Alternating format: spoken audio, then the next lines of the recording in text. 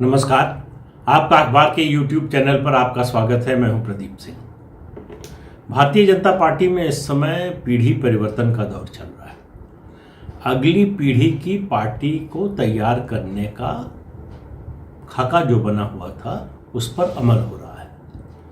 इसकी शुरुआत हालांकि टुकड़ों में पहले से हो चुकी थी, लेकिन बड़े पैमाने पर इसकी शुरुआत केंद्रीय मंत्रिमंडल के पुनर्गठन से हुआ। जिस तरह से समाज के हर वर्ग को प्रतिनिधित्व देने की कोशिश हुई, नई पीढ़ी के लोगों को लाने की कोशिश हुई, मेरिट वाले लोगों को लाने की कोशिश हुई, वो शुरुआत जो हुई है उसका सिलसिला अब आगे बढ़ रहा है। अगले चरण में बसवराज बोम्मई कर्नाटक के नए मुख्यमंत्री बन गए। येदियुरप्पा ने कल इस्तीफा दे दिया था। BS येदियुरप्पा ने 4 बार मुख्यमंत्री रहे। दुर्भाग्य की बात है कि वो किसी भी अपने मुख्यमंत्रित्व के कार्यकाल पूरा नहीं कर पाए। इस बार भी ऐसा ही हुआ। दरअसल उनको 2019 में ही मुख्यमंत्री नहीं बनना था, क्योंकि वो 75 की उम्र पार कर चुके थे, 76 वर्ष के थे। लेकिन एक तो पार्टी उस समय जिस परिस्थिति में थी, जिस तरह से JDS और कांग्रेस से टूटकर लोग आए थे, उनको लाने में सबसे बड़ी भूमिका येदियुरप्पा की थी। येदियुरप्पा अगर नहीं होते तो शायद ये संभव हो पाता या नहीं, कहना मुश्किल है। उनके आश्वासन पर आए थे लोग और उसके बाद उनको जिताकर भी वो लाए बाई इलेक्शन में। तो पार्टी के सामने कोई ज़्यादा विकल्प नहीं था, लेकिन पार्टी को भी पता था और येदियुरप्पा को भी पता था कि उनका कार्यकाल पूरा नहीं होने वाला है। बात समय की थी। उस समय उन्हें 1 साल का समय दिया गया था। 1 साल बाद वो थोड़ा हीला हवाली करने लगे, लेकिन पार्टी तय कर चुकी थी। आखिर बढ़ते बढ़ते मामला आया कि 2 साल का कार्यकाल पूरा जब होगा तो इस्तीफा देंगे। 26 जुलाई को पूरा हुआ। 26 जुलाई को उन्होंने इस्तीफा दे दिया। क्यों हटे येदियुरप्पा? एक तो उम्र, मैंने बताया, वो कारण था। पार्टी ने एक जो अघोषित फॉर्मूला बनाया हुआ है कि 75 साल से ऊपर के लोगों को रिटायर कर दिया जाए, उसके तहत उनको रिटायर कर दिया। पार्टी का मानना है वैसे भी उम्र जैसे जैसे उम्र बढ़ती है व्यक्ति की, उस पर परिवार के लोग ज़्यादा हावी होने लगते हैं। ये सभी पार्टी में आप देख लीजिए, जो सत्ता में है उनके यहाँ भी देख लीजिए, ये आपको दिखाई देगा। और उसका नतीजा क्या हुआ कि उनके बेटे विजयेंद्र जो है वो डी फैक्टो चीफ मिनिस्टर बन गए। एक तरह से सरकार वो चलाने लगे। ये स्थिति जो है किसी हालत में बीजेपी के हाईकमान को बर्दाश्त नहीं थी। फिर भ्रष्टाचार के आरोप लगने लगे।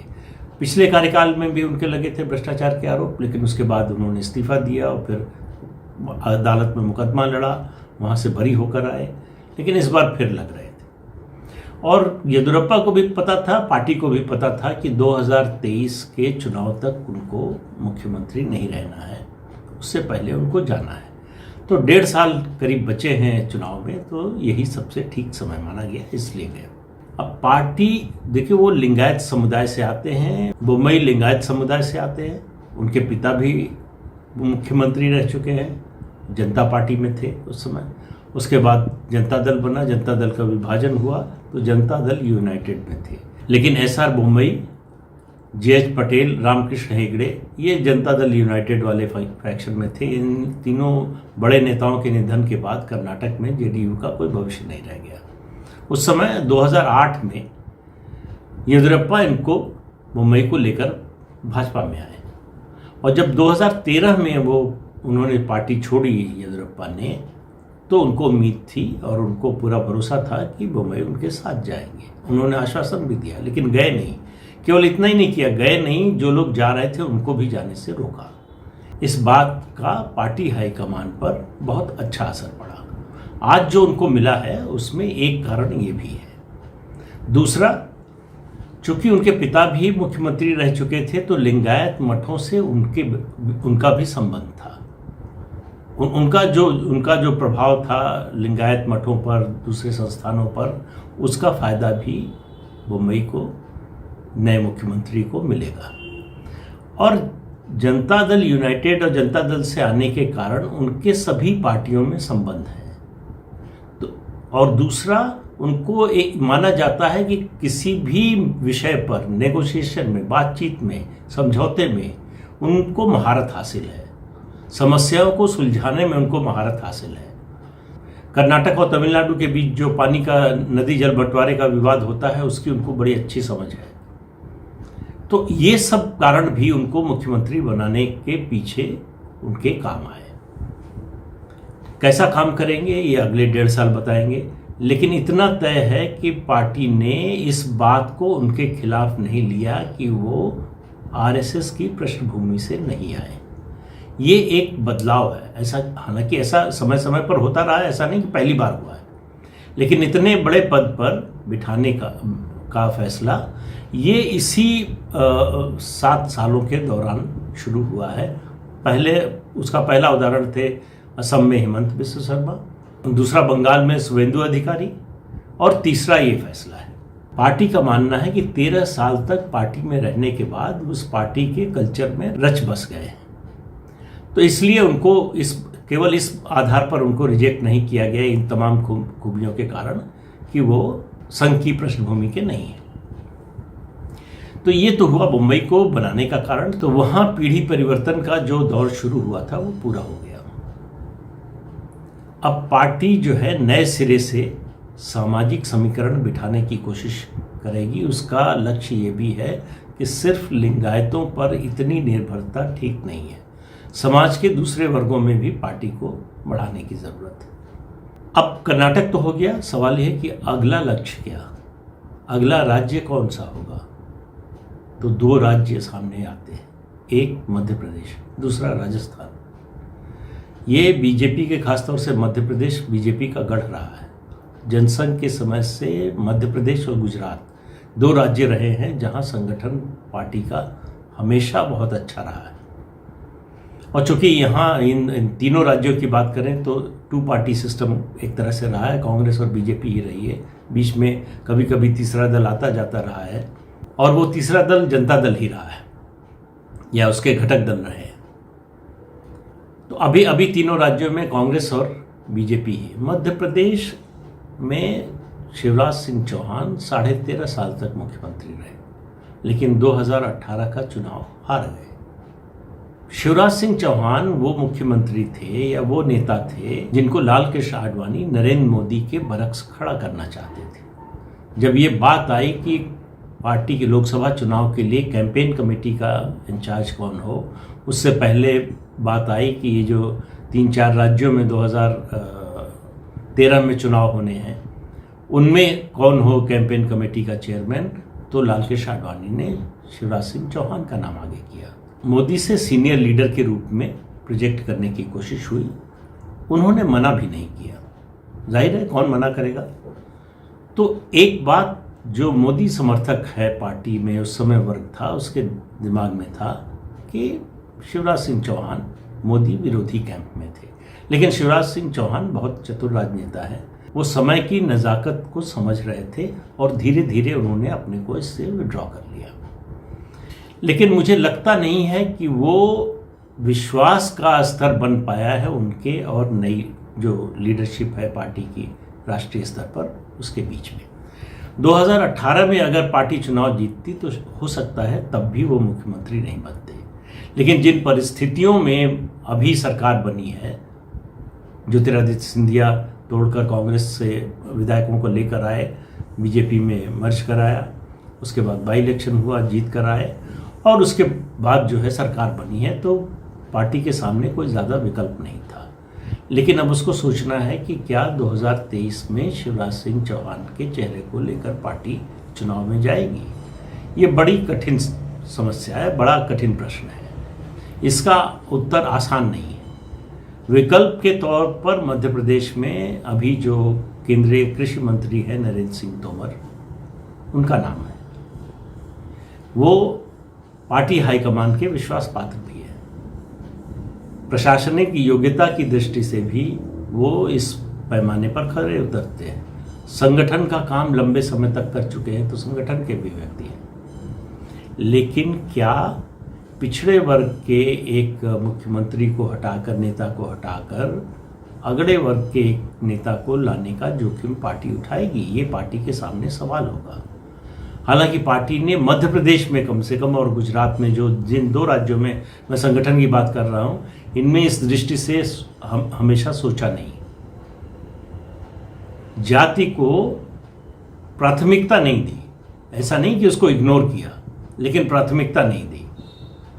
इसके बावजूद, ये सब कहने के बावजूद मैं कह रहा हूं, शिवराज सिंह चौहान को हटाना शायद इतना आसान नहीं होगा। आसान इसलिए नहीं कह रहा हूं कि आसान नहीं होगा कि वो रेजिस्ट करेंगे या विद्रोह कर देंगे, बल्कि उनको हटाने का नफा नुकसान का जब आकलन होगा उसके आधार पर तय होगा। और ये पड़ला लगभग बराबर शायद बैठे, या हो सकता है नुकसान भी हो सकता है।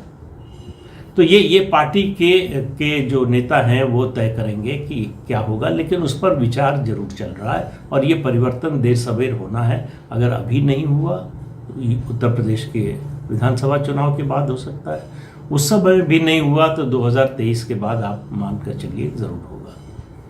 दूसरा राज्य है राजस्थान। राजस्थान में वसुंधरा राजे सिंधिया एक तरह से निर्विवाद रूप से सबसे लोकप्रिय नेता हैं भारतीय जनता पार्टी की। उनके पार्टी के अलावा उनका अपने नाम पर अपना वोट है। कम नेता होते हैं राज्यों में जिनका पार्टी से के अलावा भी अपना वोट हो। हर नेता को होता है थोड़ा बहुत, लेकिन वसुंधरा राजे का ज्यादा है। राजस्थान में 2 बार अशोक गहलोत मुख्यमंत्री बने हैं कांग्रेस के, 2 बार वसुंधरा राजे सिंधिया बनी है। अशोक गहलोत 2 बार चुनाव हारे मुख्यमंत्री के रूप में, दोनों अपनी सरकार की अक्षमता की वजह से। वसुंधरा राजे चुनाव हारी 2 बार मुख्यमंत्री के रूप में चुनाव लड़ते हुए, दोनों बार अपने स्वभाव के कारण। पिछला चुनाव जो वो हारी, वो चुनाव इतनी विपरीत परिस्थितियों के बावजूद वो जीत सकती थी अगर उनका ईगो आड़े ना आता। हनुमान प्रसाद बेनीवाल, जिन्होंने अब अपनी अलग पार्टी बना ली है, और भरतपुर के राजा, दोनों भारतीय जनता पार्टी में आने के लिए तैयार बैठे थे। लेकिन सिर्फ वसुंधरा राजे के अड़ियल रवैये और उनके अहंकार के कारण ये दोनों पार्टी में नहीं आ पाए। ये 25 से 30 सीटों का फर्क डाल सकते थे, लेकिन वसुंधरा नहीं मानी। नतीजा ये हुआ कि पार्टी सत्ता से बाहर हो गई। उनका और केंद्रीय नेतृत्व का हमेशा एक टकराव चलता रहा है। केंद्रीय नेतृत्व ने जब भी उनको कट टू साइज करने की कोशिश की है, उनको अपनी जगह दिखाने की कोशिश की है, तब वो उभर कर आई हैं। और मैंने एक पिछले वीडियो में जब अशोक गहलोत और वसुंधरा राजे की बात की थी तो इसके बारे में बहुत डिटेल में बताया था। तो अगर बहुत से लोगों ने हो सकता है ना देखा हो तो इस वीडियो के आखिर में उसका लिंक डाल देंगे, आप जो देखना चाहें देख सकते हैं। अब जो स्थिति है, वसुंधरा राजे को ये बात समझ में आ रही है। जब वो 13 में जीत कर आई थी विधानसभा का चुनाव, उसके बाद 14 में लोकसभा का चुनाव हुआ, राजस्थान में 25 की 25 सीटें बीजेपी जीती। उनको लगा कि ये दोनों जीत सिर्फ मेरी वजह से हुई है, और उनको लगा कि उनकी जो भी मांग होगी वो पूरी की जाएगी। अपने बेटे को मंत्री बनवाना चाहती थी, पार्टी ने मना कर दिया, अभी तक नहीं बनवा पाई। उनको यह समझ में आ रही है बात कि पार्टी हाईकमान जो इस समय है उससे लड़ाई लड़कर या उसका विरोध करके उनको फायदा नहीं होने वाला है। और पार्टी हाईकमान को भी समझ में आ रहा है कि वसुंधरा राजे सिंधिया का कोई विकल्प राजस्थान बीजेपी के पास अभी नहीं है। जो भी विकल्प आजमाने की कोशिश की गई वो चल नहीं पाए। उनका अपना कोई जनाधार, कोई लोकप्रियता इस तरह का कुछ बन नहीं पाया। आज भी निर्विवाद रूप से वसुंधरा राजे सिंधिया राजस्थान में भारतीय जनता पार्टी की सबसे बड़ी नेता हैं। इस समय राष्ट्रीय उपाध्यक्ष हैं, बीच बीच में कभी आती हैं, पार्टी ऑफिस भी आती हैं, नेताओं से मिलती जुलती भी रहती हैं। तो वो पहले की तुलना में उनको थोड़ा ये बात समझ में आई है। इसके अलावा एक और फैक्ट है जो उनको भी पता है, पार्टी नेतृत्व को भी पता है, वो ये कि 2023 का चुनाव जब होगा तो वो 70 पार कर चुकी होंगी, और कार्यकाल अगर जीतती हैं, भाजपा की सरकार बनती है 2023 में, तो कार्यकाल पूरा करते करते वो 75 के ऊपर की हो जाएंगी। तो एक तरह से मान सकते हैं कि 2023 में अगर भाजपा जीतती है राजस्थान, तो वसुंधरा राजे सिंधिया का आखिरी कार्यकाल होगा। तो इसलिए मुझे नहीं लगता कि पार्टी हाईकमान कोई जोखिम मोल लेना चाहेगा, उनको नाराज करना चाहेगा। इसलिए लगता नहीं कि राजस्थान में कोई बड़ा परिवर्तन या कहें नेतृत्व परिवर्तन 2023 के विधानसभा चुनाव से पहले होने वाला है। लेकिन ये सिलसिला रुकने वाला नहीं है। बीजेपी में ये जो पीढ़ी परिवर्तन का सिलसिला शुरू हुआ है, अब आपको ये दिखाई देगा पार्टी संगठन में बदलाव के साथ। महामंत्री, दूसरे पदाधिकारी और ख़ास तौर से नज़र रखनी चाहिए किसका भाव बढ़ रहा है, किसका प्रभाव बढ़ रहा है, इसका अंदाज़ा लगेगा। पार्लियामेंट्री बोर्ड जो सबसे बड़ा नीति निर्धारक फोरम है पार्टी का, उसमें 4 जगहें खाली हैं।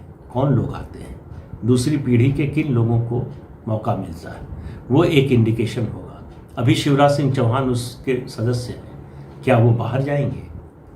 कुल 11 सदस्य होते हैं, 10 प्लस जो अध्यक्ष है, राष्ट्रीय अध्यक्ष, वो होता है 11, 7 लोग हैं, 7 में एक शिवराज सिंह चौहान भी हैं। तो सवाल ये है कि वो अकेले मुख्यमंत्री हैं जो पार्लियामेंट्री बोर्ड के सदस्य हैं, क्या वो बने रहेंगे, बाहर जाएंगे? इन सब पे नज़र रखिएगा, मैं भी नज़र रखूँगा। कुछ डेवलपमेंट होता है, नई बात पता चलती है तो आपके पास आऊँगा। तब तक के लिए नमस्कार। जाते जाते आपको ये याद दिला दें कि ये चैनल देखिए, शेयर कीजिए और सब्सक्राइब ज़रूर कीजिए।